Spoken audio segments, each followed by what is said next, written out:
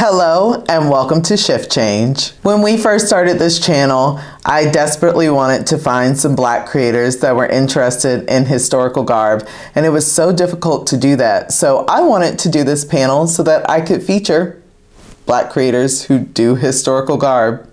So let's go ahead and jump right into it. Thank you all for joining me today. I have Naná with NanasRealm. I have Aurore with MyInternationalAffairs, TerrenceAMays with TerrenceAMays, and Paul with Pekko.The.Stoic. Thank you all for joining me today. Hello. All right, so let's jump into it. Aurore, tell me what your favorite era of history is and why, and then we'll go to Terrence, and then Naná, and then Paul. Okay, I must say that the 90s. So in France, it's La Belle Époque. In the UK, it's Edwardian era. And yes, that era, I really love that era because it was by the time where we had all those industrial revolution, and the world at this time was supposed to be in Europe, and in Europe, the most opulent, especially in France. So it's where people were starting to consume a lot of champagne, and people were taking the time to live at home. And it wasn't only the nobility, but also the everyday people that could live the good life. So the great epoch, La Belle Époque. Yeah. So that's my favorite one. And the other one that is not historical, but more vintage, that is the 60s. Because in the 60s, women I really like miniskirt. So every time you see me, I will be in miniskirt when I'm not doing a historical thing. And it was at the same time where colonization were ending in Africa. So people were fighting, and my grandfather was one of those that were actually fighting in Ivory Coast for that. And in America, it was also all the civil rights movement, and at the same time, the women that was fighting. So the 60s, my favorite. It's not historical, it's more contemporary word, but yeah, 60s and 900s. I love the mixture of, yes, opulence, but that true history that's so important, because clothes tell a story. They're cute and all that jazz, but they tell a story, especially when you're doing any sort of historical garb. So I absolutely love that. All right, Terrence, you jump into it. All right. I would definitely have to say that my favorite era of fashion has to be really the dead center of the 47 to 61. Really, when people think in terms of mid-century, really 47 when Christian Dior came out with the new look, and it really did come from a lot of inspiration from his childhood, really the Victorian era, and how a lot of women really corseted and really showed off their very feminine shape, and what we kind of look as the Coke bottle shape. And it really was coming out of the war, and just a whole juxtaposition of the 40s where things were a lot more boxy and a lot more, in a way, masculine. And then it really was just kind of this whole swerve to be like, hey, look at all this yardage of silk. I'm looking expensive. I'm out here looking good. And a lot of people I know did not take that well, because, again, coming out of war and having so many things rationed, it didn't really translate well to a lot of people who were really coming back from poverty and trying to reestablish themselves. But this was kind of, again, the rebirth of French fashion and French opulence in the 20th century. And that also kind of goes into how this one silhouette took over the world and really started to showcase a lot more what we can view now as contemporary designers. And also in terms of even Black designers that really, in a way, got lost into history. But you have so many designers that really got a chance to show their own voice and show their own creativity. And I think this was probably one of the last times we actually seen a huge shift in really how a certain look or a certain attitude just really shaped the world of fashion. Well, and I think that's so important because there is such a switch from the 40s to the 50s because it was all about giving that we are strong. I mean, even the women at the time wore shoulder pads. Like, exactly. we're strong. We can win this war. We can help out our allies. Versus the 1950s where like everything softens, and even like menswear softens. You start seeing more fitted looks, and we don't really like to think about that. We like to think that the suit hasn't changed, but it has. It has changed so much. And like we really start to see a lot more, even in men's fashion, like knitted wears and a lot more soft structures. And it really shifted fashion and how we wear certain things. And even like when you even think about women's undergarments, how the corsets then starts to kind of shape into, you know, the girdle, and then how that it just really starts to shift in a more contemporary way. And it's really, the middle ground between what we really view as like historical fashion and contemporary. Definitely. All right, Naná, tell me, what is your favorite era of history and why? I'm the same as Aurora. I love La Belle Époque, the Edwardian, Gilded Age, all of that. Like, it's so opulent and just extra like me. And honestly, it's kind of practical. Like, in comparison to previous decades of fashion, like with the 1870s and 80s and 60s, we had the crinolines and the bustles and all that. And in the 1890s, people like scrapped that and, you know, just started dressing more practically, I feel. And also, who doesn't love puff sleeves? Like, they're so great. Well, I specifically like Lego mutton sleeves. Like, I'm not a fan of the 1830s sleeves. Like, that's not cute to me. But the 1890s, I feel like they did it right. So, I mean, it really is that switch, and it's so weird because like shortly after that, a few decades later, you get cars, and so you need that practicality in your wear. Like, crinolines are cute and all, and coattails are great, but I can't sit in a car with a coattail and a huge crinoline or a corded hoop skirt or anything like that. So it's so interesting how things did change to be more practical, especially when you didn't have that advancement in technology yet. And also opulence. I love that. Who doesn't love opulence? All right, Paul, tell me what your favorite era of history is and why. Sure. So my favorite era of history is the early medieval period. So anywhere from the 5th through the 10th centuries CE. And I'm mostly drawn to the simplicity of the garments and the cut of the garments, because like in principle, in many parts of Europe, you know, both Eastern and Western European fashion at the time, you know, the clothing functioned the same way. So they were usually cut into either, you know, knee-length tunics with, you know, straight-legged pants and with gussets, and you sometimes had, you know, leg wraps, which are often made of wool, and, you know, were often, you know, 3 meters or longer in length, and you know, you had simple leather turn shoes too, but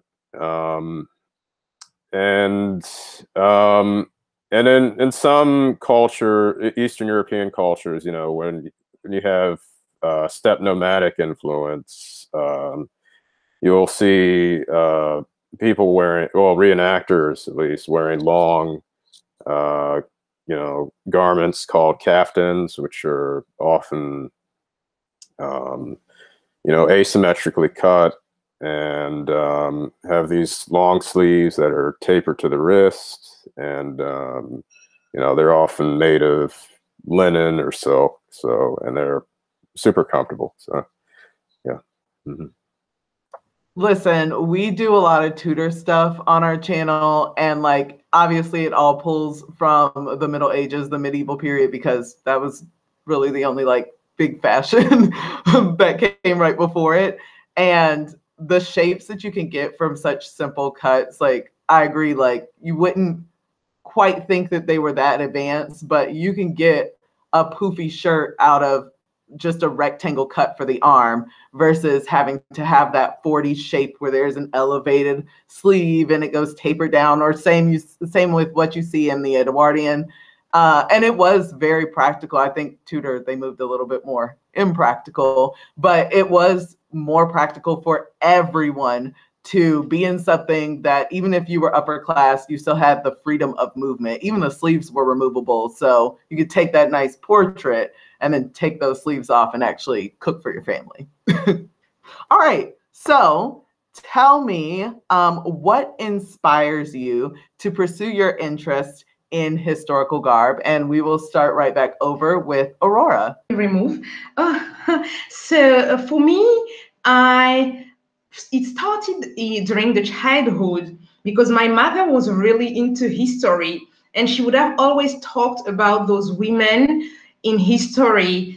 I had earrings that was a symbol of Nefertiti, and she would have always talked about La Reine de Saba, so Sheba Queen, and Golda Meir, and Soraya, and all those women. So I grew up hearing stories of women of the past. And then at school, I was always good at history, but also I was a fashionista, kind of. And yes, and then I started to notice that even when I was in high school, I had that that 60s, Parisian 60s style that I didn't even realize. It was my friend that would have said, "Oh my goodness, you look like the Nouvelle Vague woman when you dress or when we go out with the small, the small heels and a little scarf around." And I had a fringe,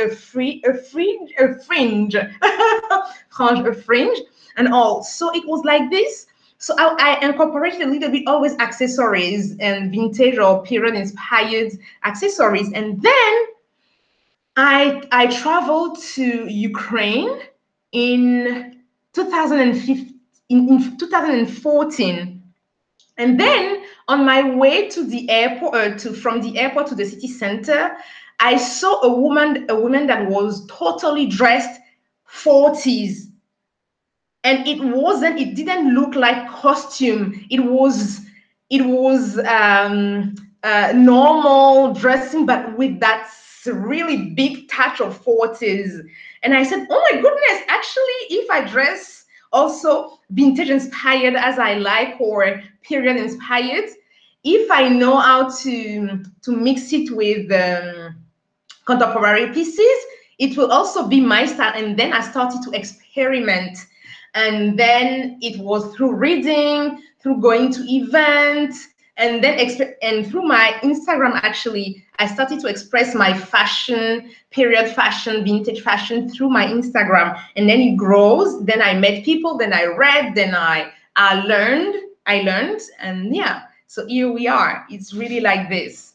And I'm working in the fashion. I used to work in the fashion industry, in the finance part, but I was always exposed with when it started the collection, and the buyers would have gone and they would have buy actually ancient pieces, and from that they would have get inspired for the new collection. So I saw how the past and historical pieces are and will remain inspiration for the fashion.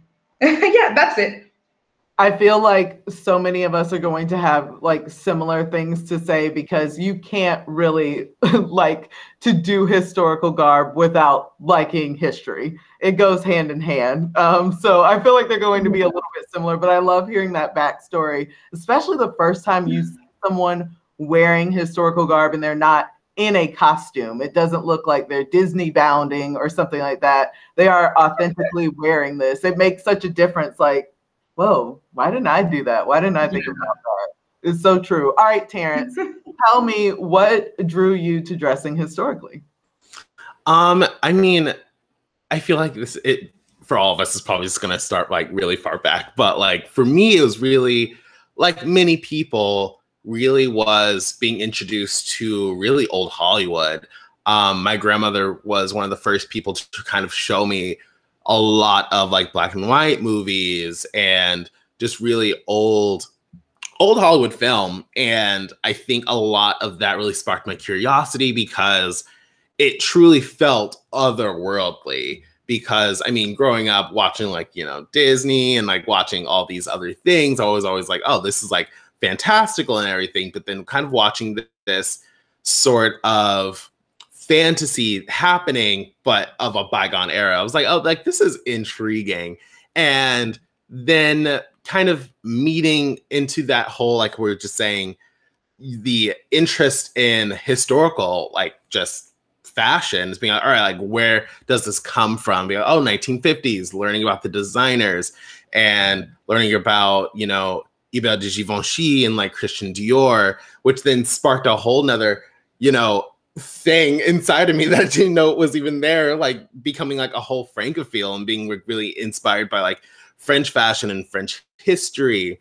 And I think it's easy to kind of say like, oh, I like 1950s because it looks good, but it also is inspiring because of the, how should I say, the things that it pulls from. So like French history, French artists, French art, and coming from, you know, I think people think of 1950s fashion as like, you know, the stereotypical housewife, pinup, like Marilyn Monroe style of dress, which is beautiful in its own right. And I love it. Don't get me wrong.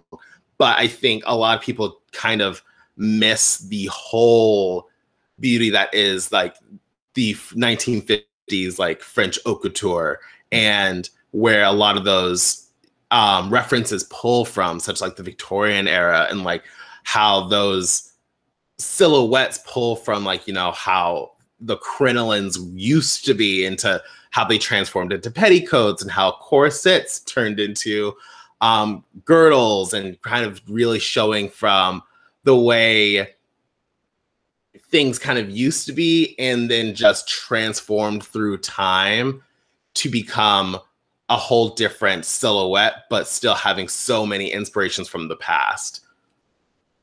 Well, and I love that you touched on the media specifically because, I mean, that's typically where people find out that they like or dislike something, just seeing that in film. And I feel like there's often that disconnect, especially in those old black and white movies. At least I'm speaking for myself as a Black person, because we often weren't pictured as being high class or being someone that could wear those fashions, even though we did. Like we did.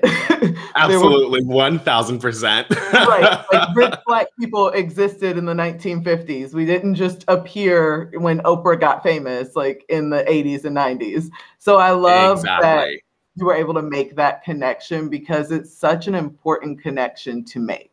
Definitely. All right. Absolutely. Oh, sorry. All right, Naná, tell me what drew you to dressing historically. Okay, so I think I've always been into alternative fashion, you know, like when I was a kid, I really wanted to dress Lolita, and well, like my mother never let me, like African parents, they're always like, you don't go to school for fashion show, that type of thing. So even though I couldn't actually dress that way, I was into it. And then around middle school, I was into like the emo scene phase, like that was my thing. And then after that, like I think I got sucked into trends, and I felt like, I don't know, I just didn't really like my wardrobe because I was just following all these different trends, and like none of my, I feel like in the 2010s, like the trends they just kept coming out, and like you couldn't really find your own specific style. And I feel like, I don't know, who knows if historical fashion is just another phase, but I feel like it's teaching me a lot of skills, like sewing, for example, that I could use for like whatever style I morph into in the future. Or just like there's so much inspiration from history, so that I feel like I will never have to follow trends again, because we can just look back on the past to be inspired. Well, and having that alternative style means that you're a little bit more open to like blending things, because there are so many cuts that just go with other things. You could take a simple shift. You could put a faux bodice or a faux pair of bodies or a faux corset over it, and you've created your own era that is vaguely historical, and it's not, I am literally from this specific era. But no, I completely feel you on, what are you wearing to school? You're there to learn. You're not you're not there for a fashion show. I completely feel that. I think that, at least in my opinion, historical fashion is so important in encompassing all of the people that had those roots in wanting to be themselves in style, but also the trends of the time were just not it. They were just definitely not it. What about you, Paul? What drew you to dressing historically?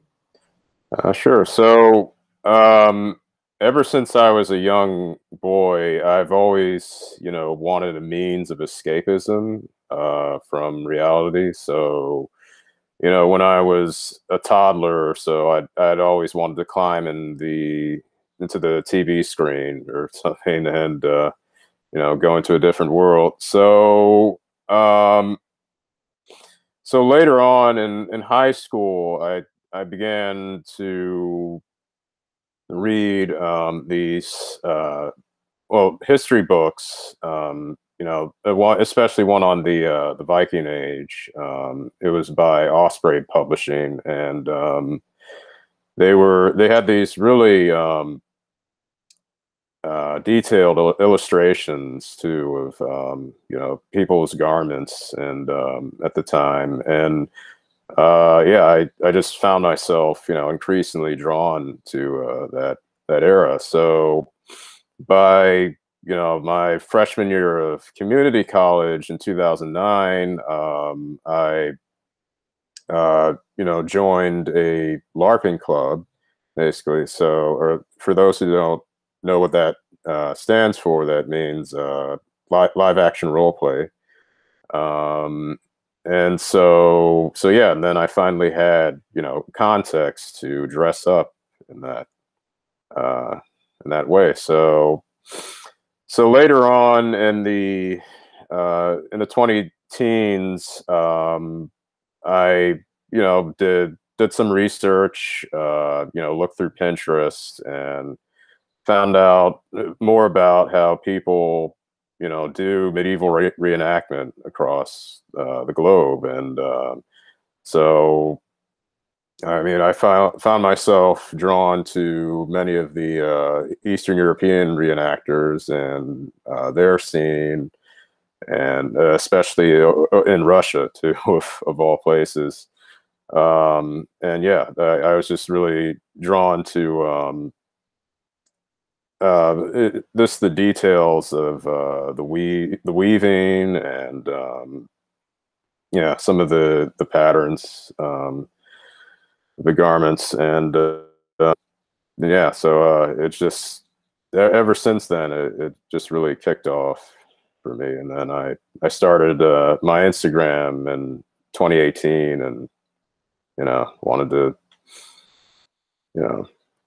project that out into the world more. So Well, and I love that you brought in the LARPing, because a lot of times people tend to separate fantasy from reality, but good fantasy is based in reality. And so you're not going to get realistic fantasy if it's not based in some sort of reality. And it's so true that just using those, just like I was saying with Terrence, using those things within the media to further your understanding of historical garb is such a good jumping off point, because it's something that's relatable. It's something that we've all seen. So, and when I say media, I also mean books, because they're produced by the media. But it's so interesting that you went to a book and found Viking historical garb, because I know that was not something that I was looking up when I was younger, just because it's hard to find. I feel like the further you go back in time, it just becomes either word of mouth, or we just found something, or it's, here is someone who has documented this, and that's it. They're the one person and they have all the knowledge. So I'm so glad that you were able to draw from that one point in media and then expand your own knowledge. And I'm sure the internet helps. All right. So what or who inspires you to pursue your interest in historical garb? Aurora, I will let you go first. Wow.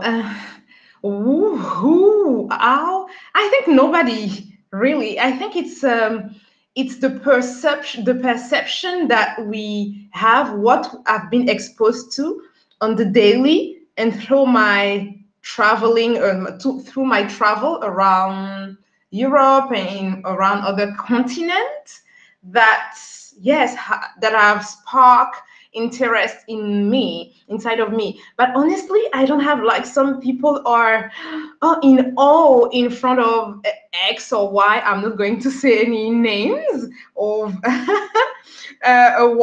European centered vintage stars, but none of them. I think it was the fact. I think it's more actually les maisons de mode, like the fashion houses that I've been exposed to, and all the exhibitions and working in the fashion industry, and yeah, and also the sense of one, because I never wanted to look like everyone. I dislike that.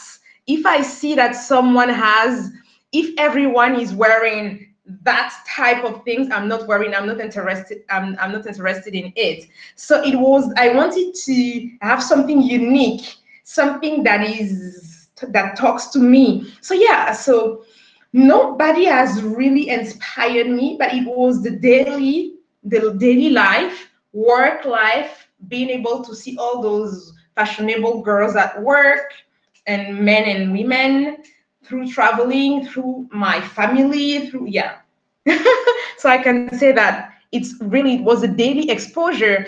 And I would like to emphasize the fact that it is so important, especially for us Black people, to be exposed to different type of experiences, different types of realities, so that we can be aware of all the things that we can pull out. Do you use that word, pull out? You can pull out to be who you want to be, and to see how wide and how incredible and creative we can be. Yeah. So it has been daily exposure. So I know that we have, I've also bought that book that is called Vintage Black Glamour, that also has given me some insight, some confidence in the fact that yes, there are Black women that were glamorous, and that were, yeah, so I can see how they were themselves in those past times. So it has given me also some idea. Yeah, I think that's it. So many things to say, but I guess we will have more questions. So yeah, that's it. No, you're fine. You're fine. I brought you on to talk, so you're fine. I do like that you expound on that that concept of needing to see ourselves, especially since you draw a lot of influence from the fashion houses, which historically did not show us. So it is so important that you did touch on that. And I mean, you don't have to have anyone specific. You can be your own, like, inspiration to do historical garb. If you don't see it, you make it. Yes, right. it was so difficult to find also Black dark-skinned women that were, well, in which I would have seen like kinky hair, a dark-skinned Black woman. So I had no one to look up to. So yeah, that's it. No, this is a really good point that you're bringing up, because I specifically, like, this is going to sound so petty, but like, I specifically looked for Black people of different shades so people can see themselves. We are not a monolith. We don't all have the same facial features, the same hair texture, or the same skin tone. So no, I'm glad you stopped to make that point, because it is important, especially if you're doing any sort of historical garb, to see all of that representation, even within one race of people. Yeah. All right, Terrence, tell me, who or what inspires you to pursue your interest in historical garb? I definitely think it was just really a conglomeration of just so many like things. And I honestly feel like it's, for better term, it's probably like a tic-tac-toe, like just falling down of so many just events. Because I remember what started off in general for me was just fashion. Was, I mean, growing up watching fashion shows on YouTube when YouTube was like not what it is now, but really just like watching old like Dior fashion shows with John Galliano was still at the helm, or watching the Chanel fashion shows. Really, when fashion was still kind of a fantastical event in which fashion shows were still these huge kind of productions, and kind of really drawn to like the drama of it all, being like, oh my God, like what's happening? I'm living for it. And then that kind of meeting with, you know, really getting into old Hollywood and all that stuff. And it just kind of met in the middle of like fashion and history at like, you can be opulence and really look back into the past and with all of these things. And then that was kind of my initial just kind of like, oh, intrigued. And then going to like finding the vintage community and kind of falling into that group and being like, oh, like people do this. Like this is something I can also do.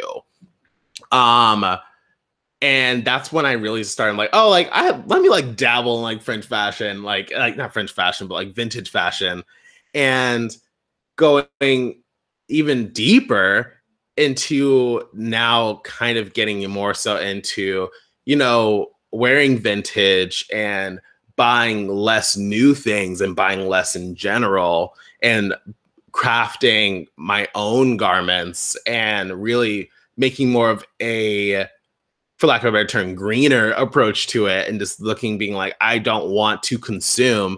I rather, you know, buy used or make my own just to have a less impact on the environment. And then going further deeper into that, really just looking back, like kind of how Aurore was saying, seeing for, in the broader terms, not many Black people in this kind of like fantasy that a lot of people view as vintage. Like when you look at, you know, a lot of even Instagram pages where they're like, you know, talking about vintage or historical costume, it's very white centered. And I think in the beginning that was always kind of like, oh, inspirational. But with given everything that's been going on with the past, like almost literally decade, I think is turned more into, I am learning more so that, you know, Black people existed in these places. And as hard as people really kind of erase it, it's, you just can't erase a whole culture of people from a timeline. And I think even when I do create my own, I don't make menswear. I'm really more so into, you know, feminine structures and feminine silhouettes. And I always tell people that though I don't wear the things that I make, the things that I do make are and will always be a love letter to femininity and these Black and people of color throughout history who wore these things but never got a voice. And I hope to like one day with whatever I make always have that at the center of whatever I do, to make sure that like, because I'm here, I'm basically like remaking and doing things because I am a Black voice and I can do that now. Well, and I wanted to jump back to two things. One, the sustainability part. There are so many, especially in the time period that you go for, there are so many like not natural fibers that still exist. They're just sitting in somebody's estate home or whatever, and they are not going to break down anytime soon, and you can wear them. They're still wearable. They don't need to be mended. They're perfectly fine. But on top of that, it really teaches you to appreciate the things that you have in your closet when you go, you know what, that shirt does look good, but I'm going to have to make it. So do I need that? Exactly. do I need that shirt? Or it's, I really love this. I really, really love this. And I'm seeing it on a vintage page and I'm going to buy it. And I know that I'm going to be the only one who has this thing. Or if me and 10 other people in the world have this thing. Speaking of very few amounts and Black people, that is something that I wanted to touch on, because there are, and I might be wrong, if there are more Black men who do historical garb, where are y'all?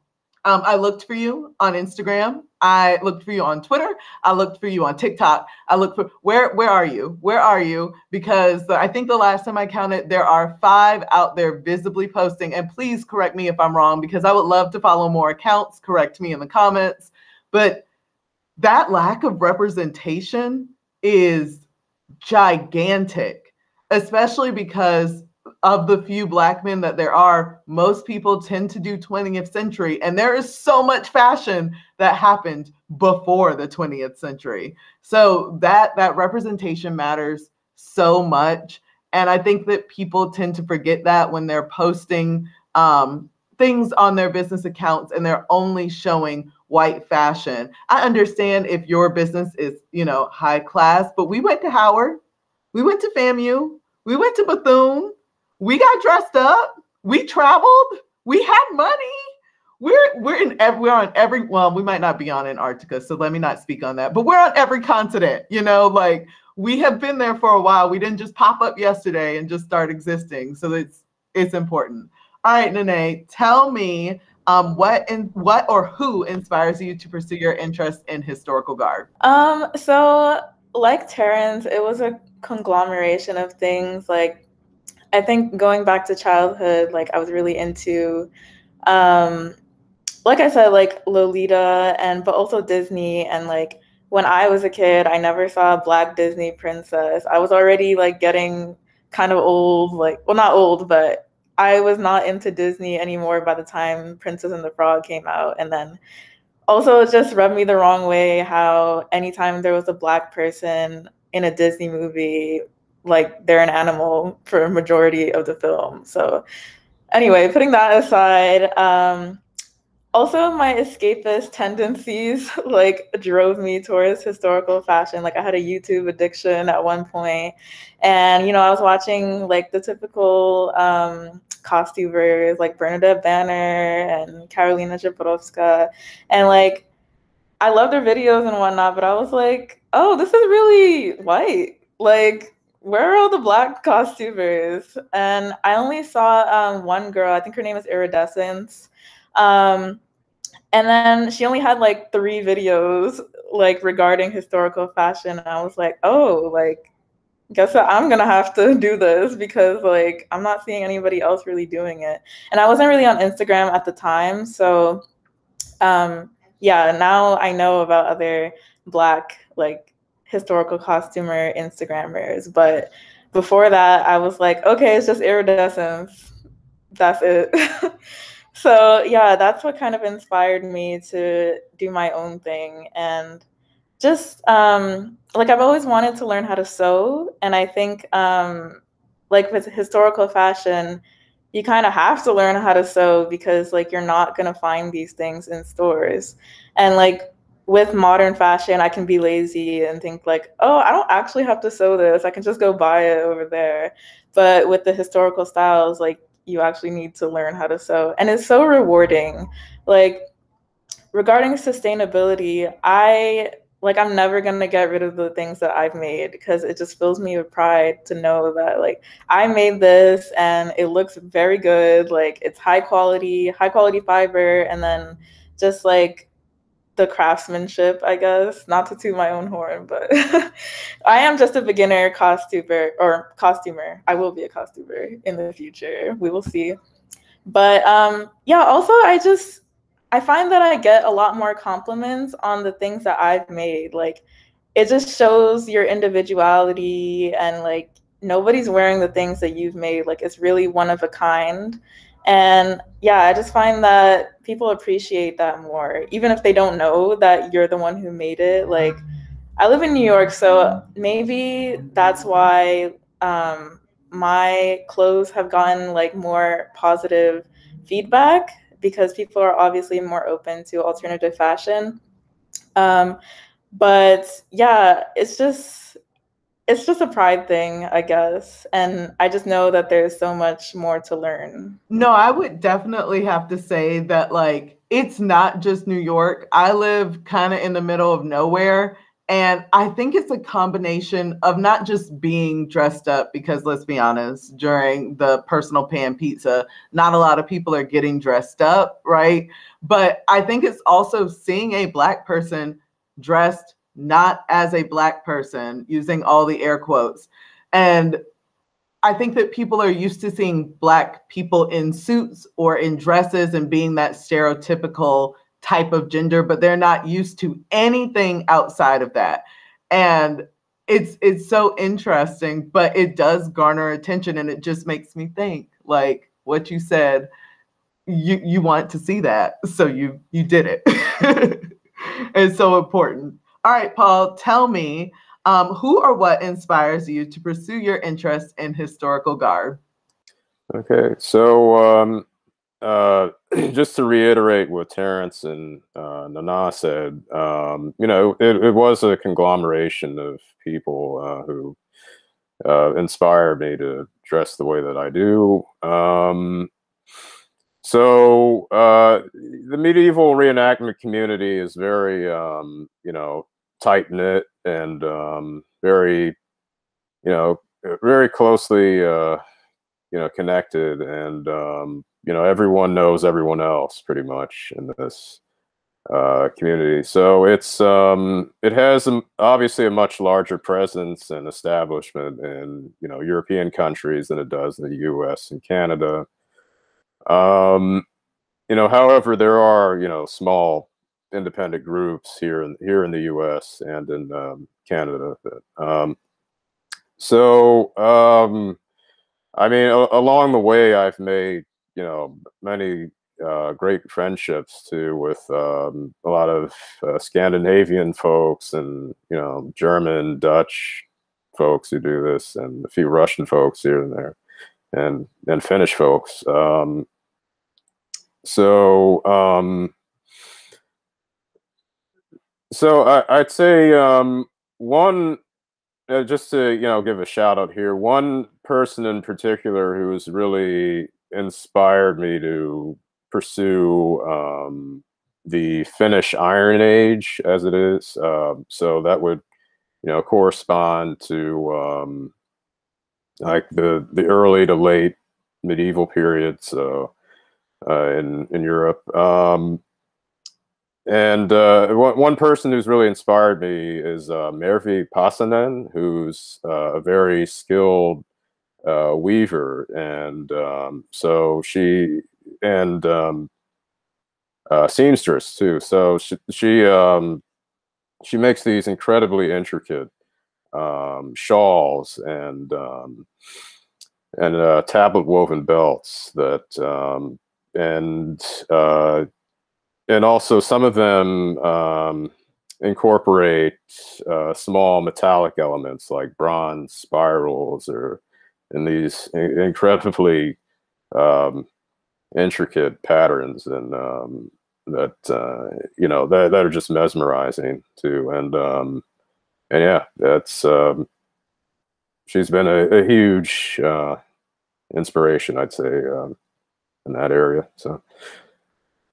Well, and I feel like, as someone who does a little bit more of historical garb myself, you really have to learn from those around you. So I get that. There are only so many resources to go around about that knowledge. And especially if they were able to either learn it traditionally or learn it through an expert.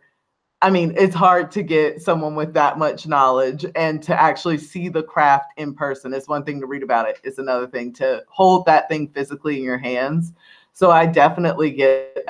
And it is so true that just being around people who have the similar interests of you, and seeing that typically the historical costuming community can be pretty accepting, but seeing that they see you for more than just your skin and see you as someone with a talent is so, so, so important.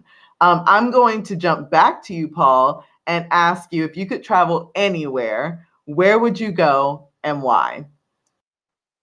Sure. So I can think of a few places, but currently Norway is high on my list because there's, it's a small community that I'd like to meet in person. I mean, I'd also like to travel to Finland too because of the forests too there, and I'm a very outdoors person, enthusiast.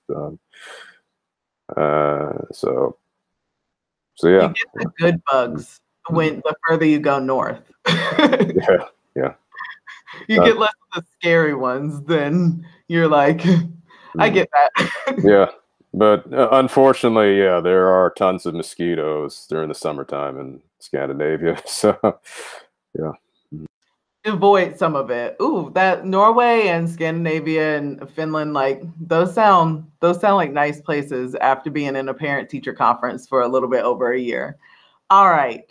Naná, tell me, if you could travel anywhere, where would you go and why? So many places, like it's not even funny.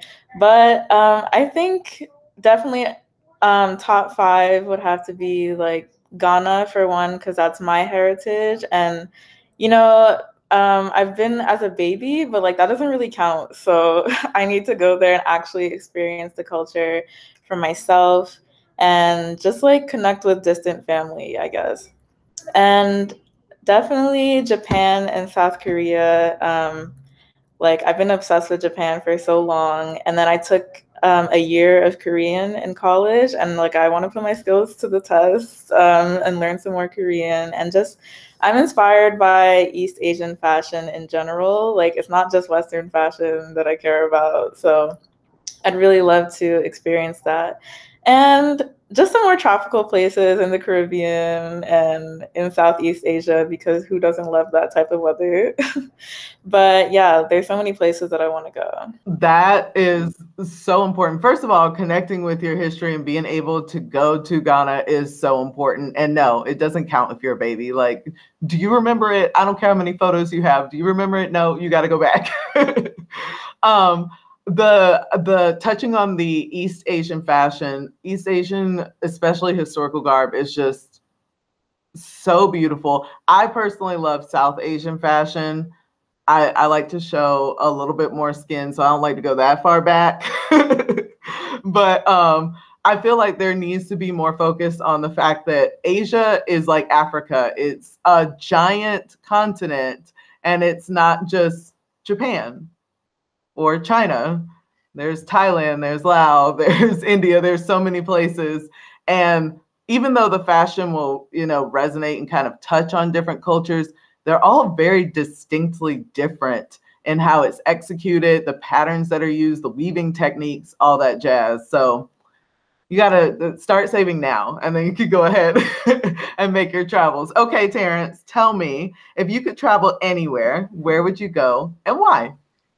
I know I haven't said this at all throughout this whole time, and this is news to everyone here, but I'm a huge Francophile. Like I learned French growing up. I love French history. And so like a big dream of mine would to truly like take about 2 months and just literally like travel the country of France. But as of recently, kind of like very recent to me, I'm very much so really interested in Japan.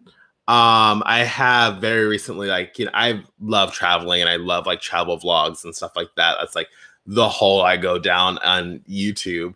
I'm always just like, oh, where are we going today? But Japan really truly sounds like an enigma of a place. And I really want to like learn more about that culture. And then even on top of that, I've always really loved like the Pacific Islands and even like Hawaiian culture and just really the before Americans settled there, their culture and their really just like native way of living and their ideals and the way they saw deities and saw the world and how the world works has always just been intriguing and beautiful to me. And so I would love to like take even more time over there as well. Let's call it what it is. Before America one day decided, you know what? I want that. We could modernize it. They said colonization. Love that. Love that. No, but it's true. I see so many like indigenous people from Hawaii who, and I know I didn't say that right, so I apologize. Correct me in the comments. Who share their culture and share their dances and share their techniques and their language. And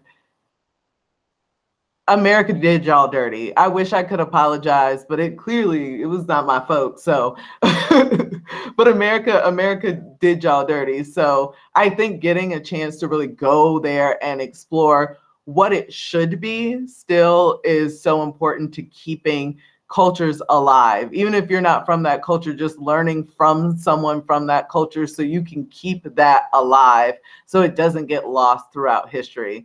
And like, I'm so shocked. You want to go to France? I know. I've never said anything about it. It's news to everyone here, but I just thought I'd like throw a little twist in there. That's honestly the most shocking thing that has happened today. All right, Aurora, if you could travel anywhere, where would you go and why? So I was saying that, Terrence, you have to come visit like France. Now you have someone in Paris. So it's like I'm hoping the borders open over the summer, and like right now we're planning to go to Paris in September around my 30th birthday. And so like hopefully things are open up and I'll be able to get out there. Yeah, waiting for you. I will come visit you too. I was supposed to do a summer session for my grad program in Paris, but it got canceled because of the coronavirus. So I postponed it for next year. So you will see me. Guys, we can have like a Parisian reunion and being fancy in Paris and all. I feel like now we need to take like a group trip to Paris. I gotta wait for the baby to get a little bit older because we're not leaving the country for him to be like Naná and not remember it. Like it's just not happening. Yeah. So to respond to your question, actually, to me right now, because I've been based in Europe, so I've been able to visit every country in Europe and some part of Asia and all. Now I would love to visit one country per region in Africa, because we don't realize. The thing is that sometimes when I'm wearing a Edwardian, I think people have been nice to me so far, because the Edwardian period was the same time where Africa were being totally colonized, and even the rest of the world. So while Europe were opulent and Belle Epoque and all, the other part of the world were being abused and exploited. And sometimes I'm wondering, okay, but what was those people were wearing at during those time, and all the technique, because we have a lot of luxurious craftsmanship, luxurious material. And to me, I would like, for instance, in the western part, my ancestors are from Ivory Coast and further from Ghana, because we are the group that is Akan, and we very much into gold and weaving and all about nobility and all. So I would like to dig that part of Ivory Coast and Ghana, the Ashanti region that is called Kumasi. In the southern part, I would like to go to Lesotho, because they have specific luxurious craftsmanship. And in the eastern part of Africa, I would like to go to Ethiopia, and in the northern part in Egypt, because they are really good with cotton and all of the things. So yes.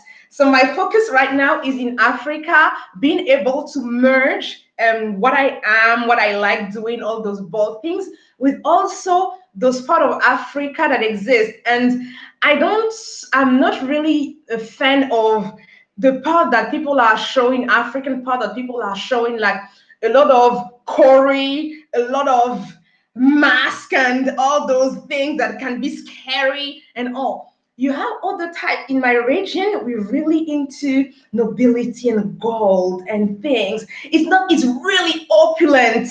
And so it's that part of those parts of Africa that I would like to include in my vintage and period fashion journey while visiting those places. Yes. So that's it.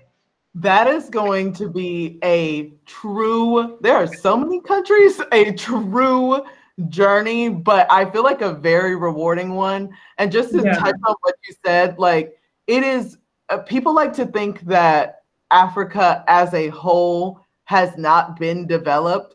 There are cities, like major hubs, and especially in the Western world, a lot of times they think, oh, well, Africa, because Africa is a monolith.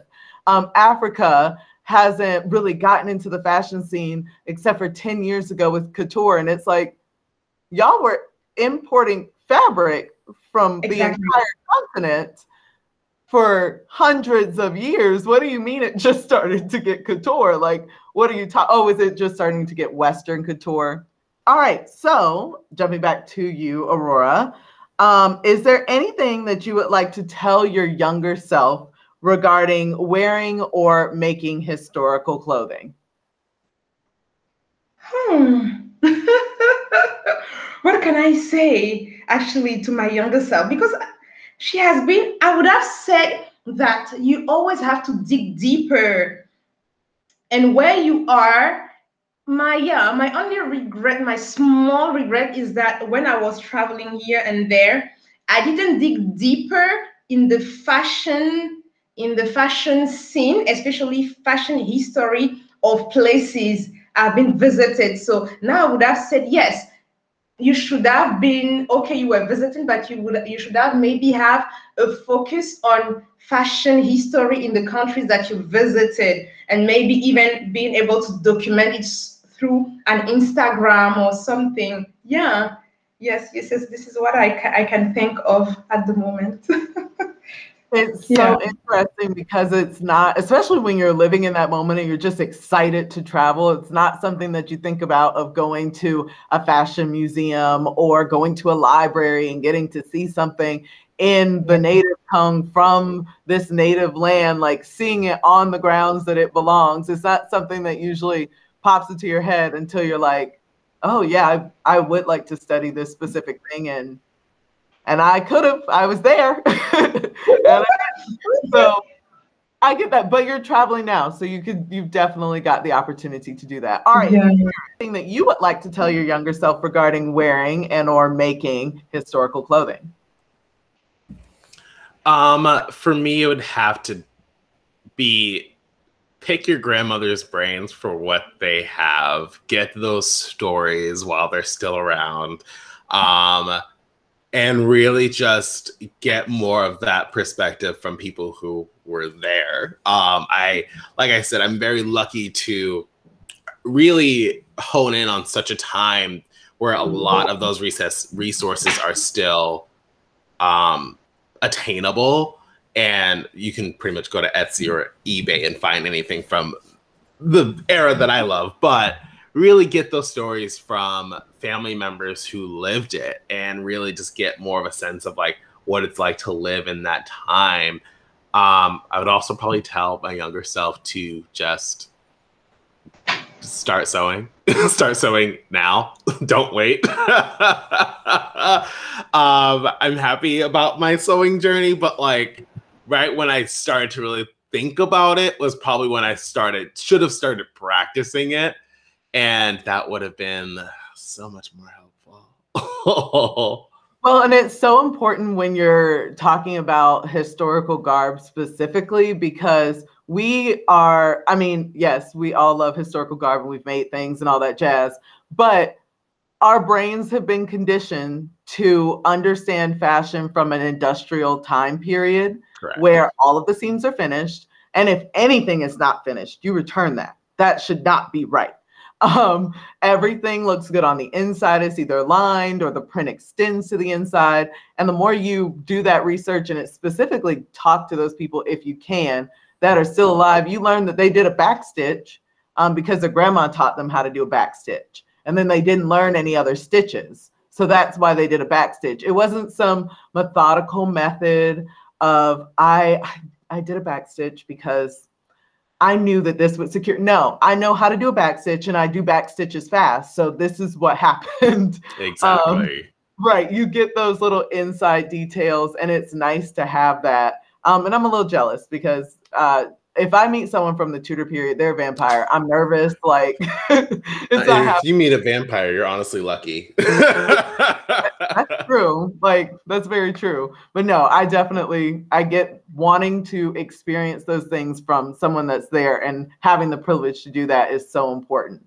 Naná, tell me, is there anything that you would like to tell your younger self regarding wearing and or making historical clothing?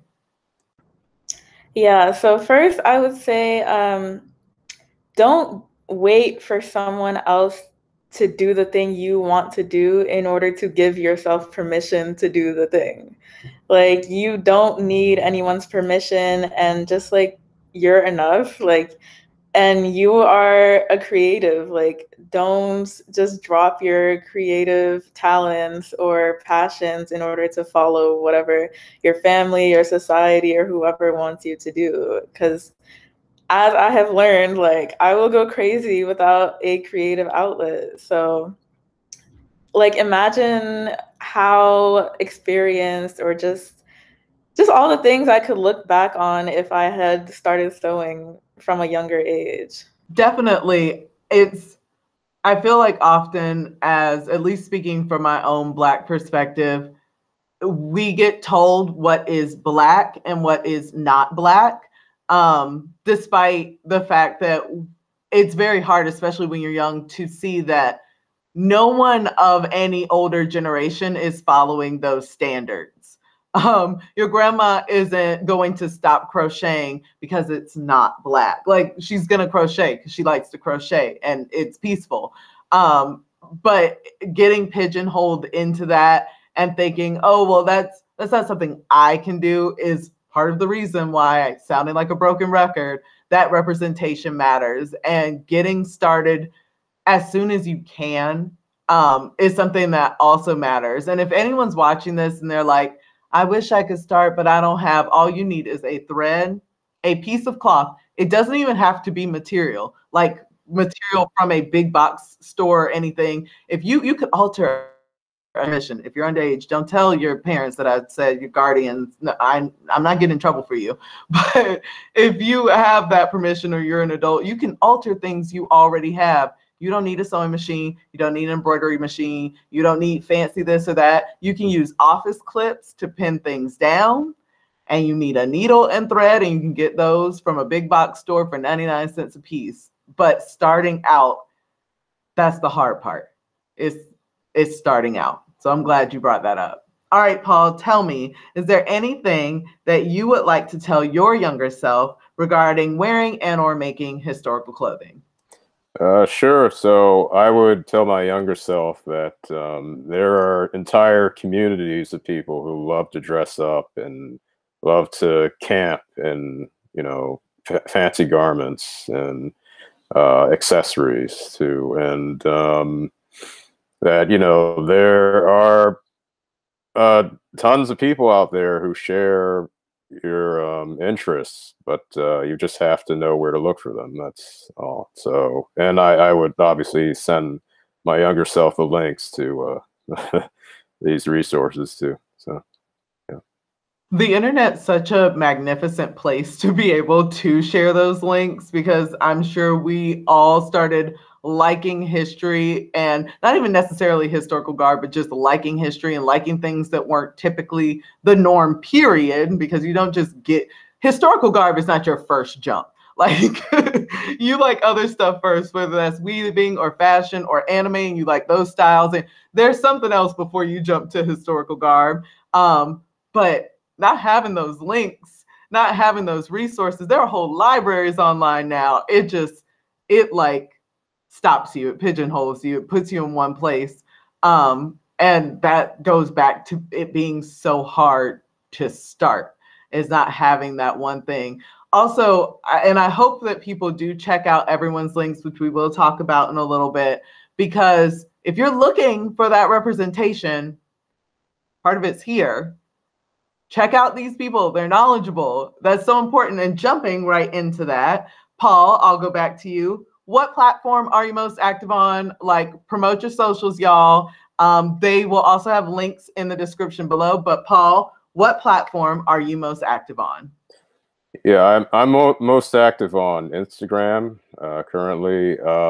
My only social media handles are on Facebook and Instagram currently. So you can find me at Pekko.The.Stoic on Instagram. So it's pretty hard to miss. Yeah. Nice. I love that, like, constant throughout.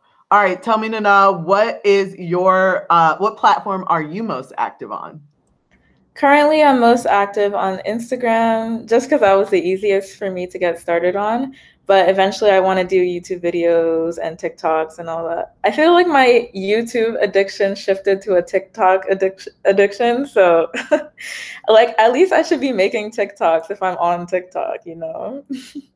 Oh, definitely, definitely. And I can continue to update links below. So if anyone starts a YouTube channel, TikTok, anything, Ko-fi, Patreon, we'll keep updating these links. So keep coming back so you can see everyone's links get updated. Terrence, what platform are you most active on?